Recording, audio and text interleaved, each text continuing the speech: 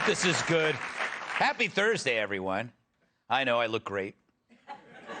Those injections of panda tears into my face are really paying off. We made them cry by reading aloud from Kilmeade's book. The only side effect is me craving bamboo shoots 24 hours a day. All right, enough of that crap. So, we're learning more about the July 4th fiend. Now, I ain't showing the guy, but we have a replacement for him. This is a pile of horse, and trust me, it's an improvement. We're not saying his name, but that's not good enough. From now on, it's just horse from us. My apologies to the horses and their Thank you.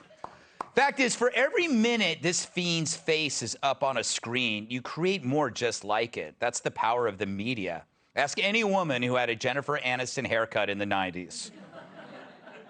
Or me. So enough with the guy's face. He's a mass killer, not L'Oreal's first plus-size cover girl. Now, mass shootings are almost always linked to previous ones. For the unstable and evil, they keep stats and record the damage like ghouls in a demented fantasy league. So it infuriates me to see the news slap that tattooed face right up there all the time as they repeat the same BS we already heard before. Meanwhile, the victims get a quick mention like they had a tiny part in a Hollywood blockbuster. Doesn't it drive you crazy? It does to me. Because is it news or is it spectacle? And are we culpable when we know we're supplying the fiend's reward, which is attention? People don't commit suicide for notoriety, but suicide plus, when you take people with you, that's for infamy. And we indulge it under the guise of news, as another monster gets 15 minutes of fame. Now, I get it. I'm in the news business. Hard to believe. How did I get here? I don't belong here. But now it's just overkill. Now, we know the guy had more red flags than a parade on Chinese New Year. Threatened to kill his family. I know. I'll cut him some slack on that one. I think we have all done that at least on one Thanksgiving. He threatened to kill himself. He posted stuff about mass shootings like it was excerpts from an upcoming book. He painted a mural about killing. He brought up mass shooting the night before. This guy tipped his hand more times than me at happy hour with a bottle of Tito's. And did I even mention the face tats? Now, that doesn't mean you're a psycho killer, but I wouldn't ask him to babysit. And yet he got guns and he took innocent lives. So if you can't prevent that guy with all those signs, then what can you do? Makes no sense. Well, you ever notice how certain people only intervene in stuff when the risk is low, but when there comes a time when someone really has to speak up, they don't? You know, we used to hear neighbors say, he was so quiet, the last guy you'd suspect. But now they say, oh, yeah, we all knew that guy was a psycho. Oh, well, back to watching TikTok videos. It's like if courage was coffee, we've replaced it with instant Folgers crystals. It's the virtual version based on virtue signaling and virtually useless in the real world. Don't you dare dead name a trans celebrity. That'll get you an instant ban. But racist murder fantasies from the Waukesha killer or video rants from New York subway attacker, Zuckerberg and company look the other way. You know, we condemn people for opinions, but obvious threats slide on by because we aren't supposed to say anything. That's because deliberate antisocial behavior is now just another lifestyle choice. And to call it out, well, that makes you antisocial. So now we sit back and we watch, or we just film it.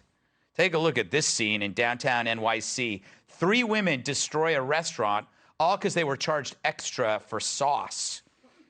I haven't seen that violent a reaction since Brian Stelter was shorted a McNugget in his Happy Meal. But you can look at those bystanders. Many of them so-called men cheering it on, while the workers cowered in the back. You know, I'd ask them to man up, but that would be asking for toxic masculinity or misgendering. That's the kind of argument intellectuals want to have, while a street loony bashes your head against the sidewalk. So you got to ask yourself, why would anyone open a business to see it smashed by a bunch of laughing jerks? Why would any employee risk their life for this? But we're now a nation of spectators, so quick to condemn pointless stuff, but shy away from the severely wrong. There used to be a name to describe people who saw the risk of stepping in, but went ahead anyway. They were called brave or crazy. This place used to be the home of the brave, but it's turning into a hen house, home of the chicken. We need help from each other. Now, I'm not saying the mass shooting could have been prevented, but in an engaged community, who knows? Now, there's no law against minding your own business. In fact, most of us like it that way. I don't need my neighbors calling the cops on me every time they see me doing Tai Chi on my balcony wearing nothing but cat's old hair extensions. But this isn't about laws. It's about community, and we have lost community. Looking out for your neighbor, that regular contact with them, knowing the police, the businesses around you, the kids.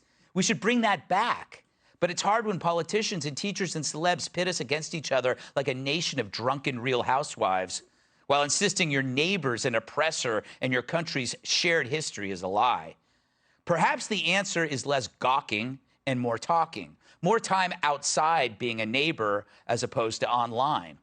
Now, I'm not saying you got to raise a barn together like a mob of lemonade-guzzling Amish. But maybe keep an eye out for each other. You know, I hate to say this. Oh, I can't believe I'm saying this. But maybe this lady had a point. I know. Hear me out. It was like 20 years ago, okay? Her last great point when she said it takes a village to raise a child. Because right now, families, they're having a hard time. And I cannot believe I just complimented Hillary Clinton. Truly, pigs have flown. I think I see her husband doing a barrel roll. Let's welcome tonight's guest. He may look like $1 million, but he's just one. Co-host of the Clay Travis and Buck Sexton Show, Buck Sexton. He's so smart you could call him a know-it-all. Author of the new book, The Rise of the New Puritans, Fighting Back Against Progressives' War on Fun, Noah Rothman. See what I did there? She's like a fish stick, white, flaky, and smells up the whole room when microwaved. Oh, okay. That's strange. Fox News contributor Kat Tim. And they traced all of the major earthquakes to him playing hopscotch. My massive sidekick in the NWA World Television Champion, Tyrus.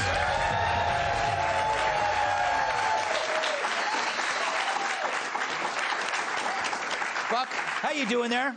Good, sir. Thank you for having me back. My pleasure. It wasn't my choice, but okay. I'll take it. I'll take it.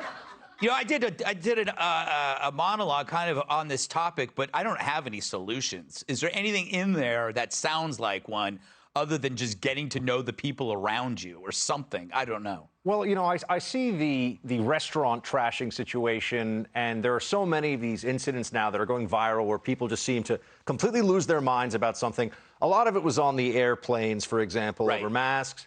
And I think we have this conversation about mental health, mental illness, and it's time we finally look at the fact that the pandemic restrictions, and this might sound crazy, I think it pushed a lot of, I'm not saying it pushed people to be shooters, but I think it pushed a lot of people to just view their fellow human beings differently. I think the lockdowns, the masking, the constant fear porn from the media and CNN and everything, I think that while we had a health pandemic from the virus, we've also been going through a bit of a mental health pandemic that no one's really been willing to talk about at a national level because they didn't need to do this. They didn't need to put us through all this, as we've all seen. And so that's why the number of fights on airplanes has gone up, 3,000% or whatever it was. Now it's come down because we don't have the pandemic restriction of masks anymore. I think you see this all across society in different ways playing out. As for the mass shooter situation, you're trying to prevent what is still statistically a very rare event. People talk about the rise in mass shootings, and I say, yeah, there's been a rise. Do you know what the rise is? And they always say no.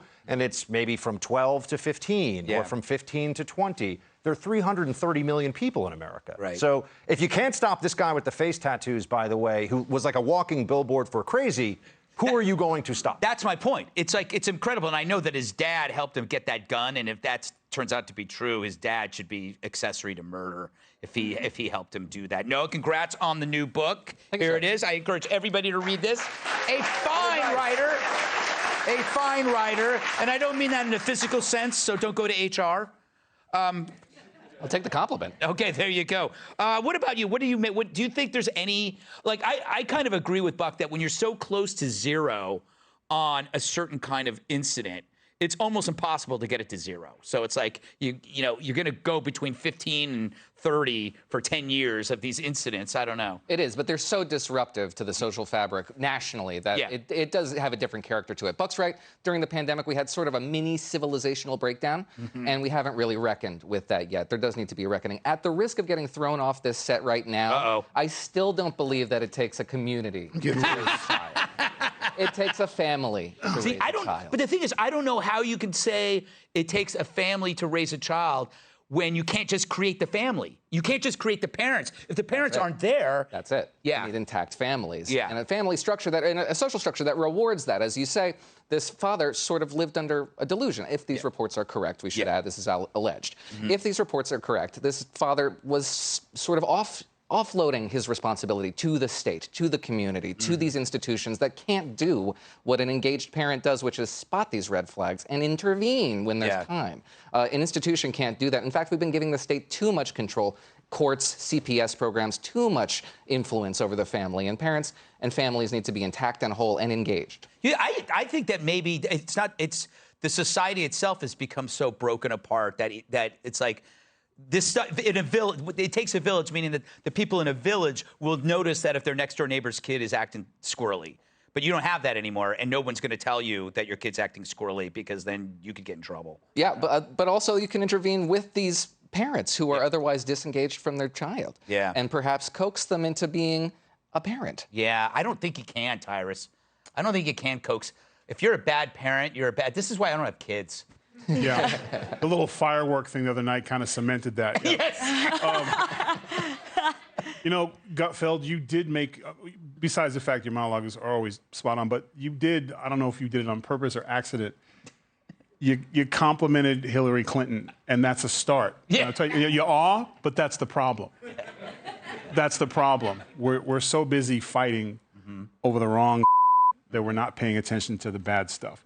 So we do need, the solution is, unfortunately, we need the Karens and we need the woke and we need the trolls. They just got to change their directive instead of going after rich, successful, mostly white men on Twitter and start going after the weird tweets. Start looking for the weird behaviors.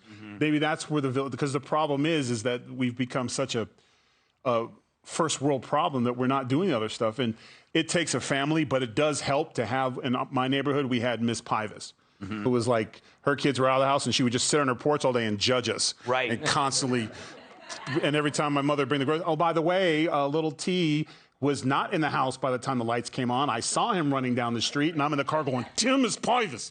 But I knew I was going to get it that night. So in that aspect, you're correct. But we got to start channeling some of this stuff by the people who like to do. Karen likes to tell on Exactly. people. So let's reward Karen for telling on the bad people. I can't believe... Opposed to like just me barbecuing on a Friday in front of my house. Yeah, we're becoming a pro-Karen show after knocking them And for Hillary. a year.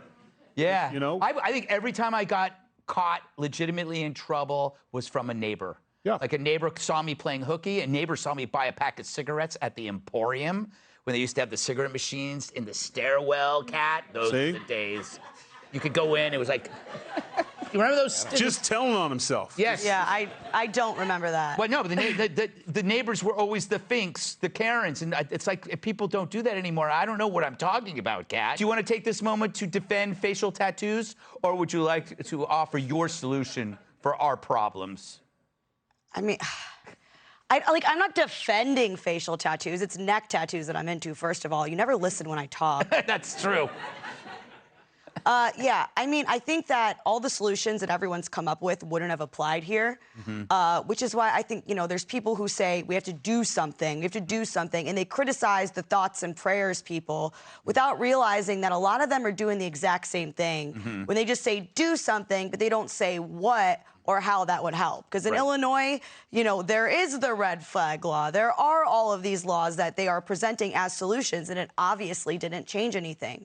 It's obviously a difficult situation, but again, it's no longer a situation, like you said, where we always, people say, oh, I never would have guessed, he was such a quiet It's people are like, oh, yeah, no, I knew that guy was nuts. It's like, well, then, yeah, you probably should say something. And when the guy is trying his best to look like he's nuts. And we go, well, you know, that's just a choice. It's Yeah. like, no, he's trying to tell you No, something. because honestly, you see that guy and you're like, oh, he's probably on SoundCloud, because that's usually the case. Right. But that's a lot different than saying, I'm going to kill my whole family and myself and talking about that all the livelong day. On that point, we shall exit this segment. Hey, Sean Hannity here. Hey, click here to subscribe to Fox News YouTube page and catch our hottest interviews and most compelling analysis. You will not get it anywhere else.